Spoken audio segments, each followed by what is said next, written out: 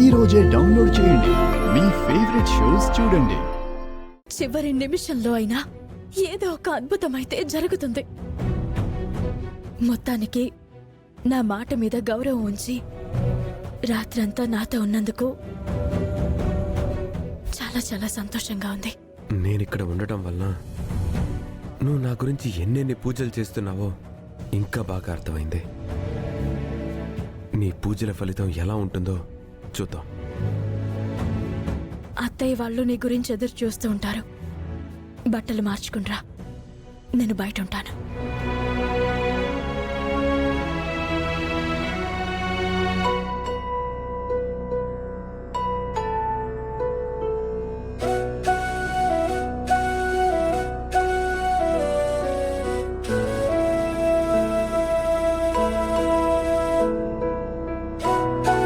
శ్రీకర్ వెళ్ళిపోయాడా? లేదక్కా, బట్టలు మార్చుకుని వస్తాడు. పూజను మంచిగా చేసుకున్నారా? ఎవరి వలన ఎటువంటి ఆటంకం లేకుండా చేసుకున్నాం. ఏం పూజలో ఏమో, దైవానికి మాత్రం దీని మీద దయ కలగడం లేదు.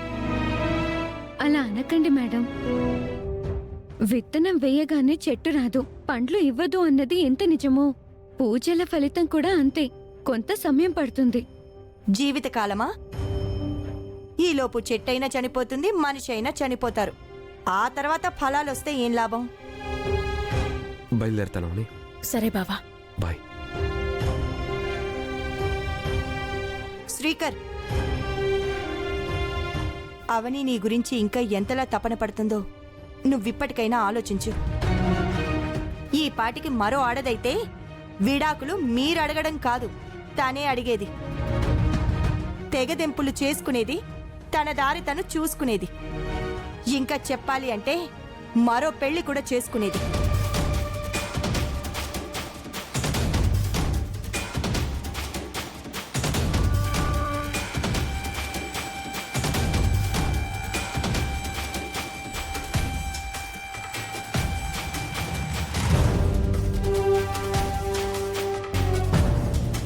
రాత్రి సమయంలో నేను హాయిగా ఎటువంటి ఆలోచన లేకుండా నిద్రపోతుంటానని నువ్వు అనుకుంటున్నావు. అది నిజం కాదవని. నీలాగే నేను ప్రతిరోజు కలవరపడుతూ ఉంటాను.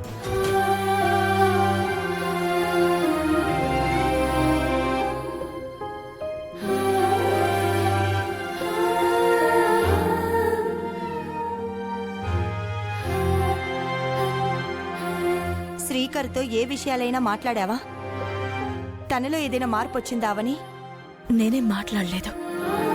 తన పక్కన కూర్చుని పూజ చేసుకున్నాను, అంతే. అయినా మనం పదే పదే చెప్పి మారమని అడగకూడదు. తనకు తానుగానే మారాలి. తనలో మార్పు నాకేం కనిపించడం లేదు, అనిపించడం లేదు. నా నమ్మకమంతా నా అమ్మవారే, నా భారమంతా అమ్మవారి మీదే.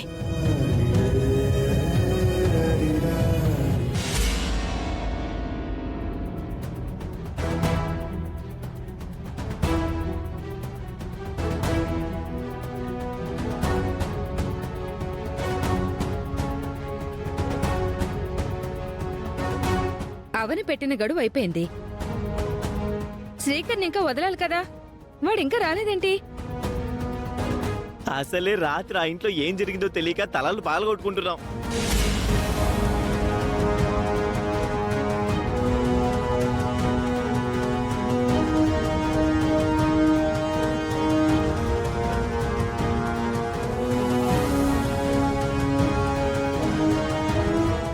వచ్చేసావరా? రాత్రంతా అక్కడే ఉండిపోయావు. ఏం జరిగింది అసలు? నేనైతే ఇల్లు విషయంలో డ్యూయట్ సాంగ్ కూడా వేసుకున్నాను. అటువంటిది ఏం జరగలేదు కదా? అవని నిన్ను మార్చేయలేదు కదా? మాయతో పెళ్ళొద్దు, అవనినే ఇంటికి తీసుకొద్దామని అందరితో చెప్పేయాలి. అవని అయితే పెద్ద స్కెచ్చే వేసి నిన్ను ఇంటికి పిలిచిందని అర్థమవుతుంది. రే, నిన్నైతే లోబర్చుకోలేదు కదా? మీ బంధం గట్టిపడుంటుందిలే. మీరంతా కాసేపు ఆగండి, ఏం జరిగిందో వాడే చెప్తాడు.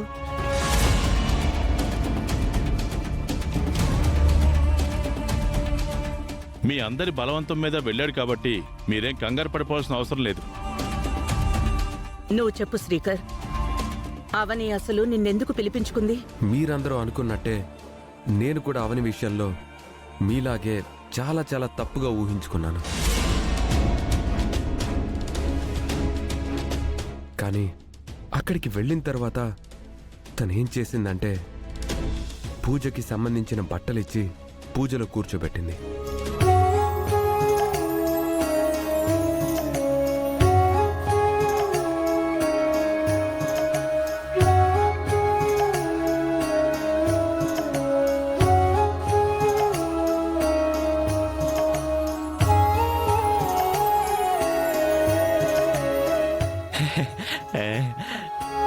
తెల్ల బట్టలు అది జరిగిందా?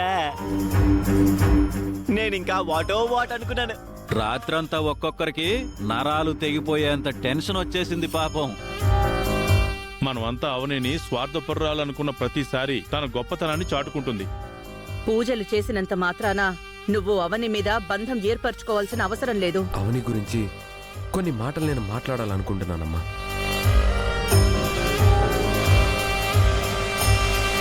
అవని విషయంలో ఓ నిర్ణయాన్ని తీసుకుందామని అనుకుంటున్నాను.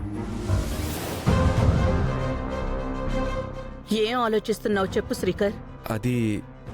అది ఏదో నిర్ణయించుకున్న తర్వాత ఇంకా మొహమాటం ఎందుకు? చెప్పు. నీ మాటలను బట్టి చూస్తుంటే నీలో ఏదో మార్పు వచ్చినట్టుగా అనిపిస్తుంది. అవనితో మళ్ళీ నీ బంధాన్ని ముడివేసుకునే ఆలోచనకు వచ్చినట్టుగా కనపడుతుంది. తొందరగా చెప్పు Srikar.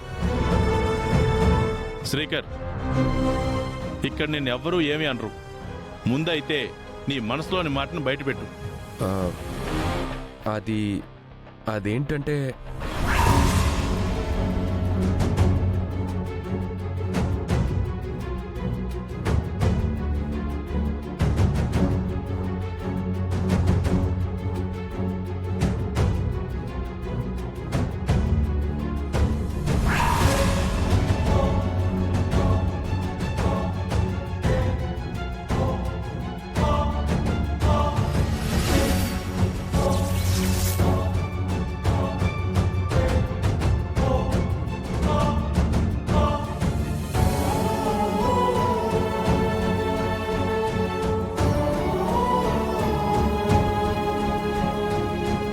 Hi Srikar, good morning.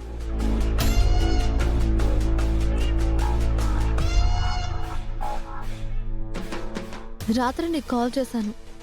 నీ గురించి ఇంటికొచ్చాను. ఏమైపోయావు శ్రీకర్?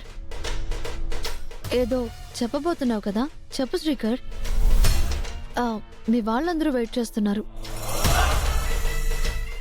అబ్బే, మీరొచ్చాక ఆ టాపిక్లన్నీ ఎందుకండి? నేను తర్వాత మాట్లాడుకుంటానులేండి. అబ్బే అలా ఏం కుదరదు, చెప్పాల్సిందే.